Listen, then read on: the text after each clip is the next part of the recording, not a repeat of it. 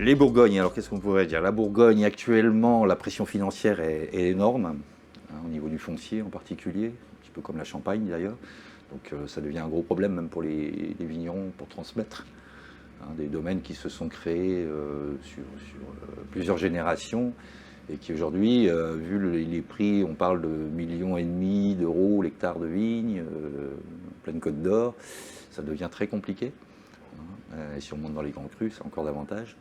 Donc les prix sont très fermes. Depuis 2016, il n'y a pas eu une récolte normale en volume. Donc c'est très tendu. Bourgogne qui a une demande, qui subit une demande internationale. La Bourgogne, c'est pas grand, hein, c'est pas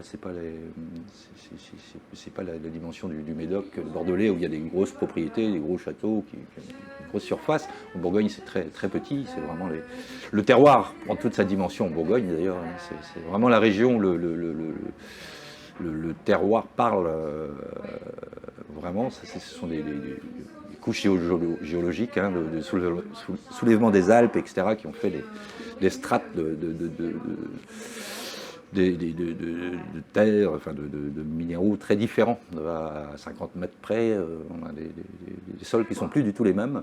Donc c'est vraiment une région où le terroir prend toute sa dimension, la Bourgogne. On a des vins aussi avec beaucoup de finesse, d'élégance souvent. Ils peuvent être à la fois charnus, mais on est moins tannique, moins charpenté que beaucoup de Bordeaux par exemple. Ah bah évidemment, oui, c'est notre cœur de métier. D'abord de les sélectionner, nous. Hein, tout est dégusté en commun.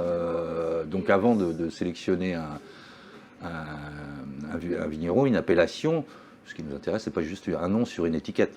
Il faut que le vin soit à la hauteur, cohérent en termes de tarifs, de qualité, et qui corresponde bien à son appellation. Hein, surtout sur des régions comme la Bourgogne.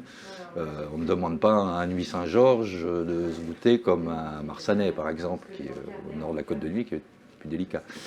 Chaque appellation a vraiment un style qui doit refléter justement son terroir. Et puis ensuite, il ne faut pas oublier l'élément clé quand même, qui est le vigneron.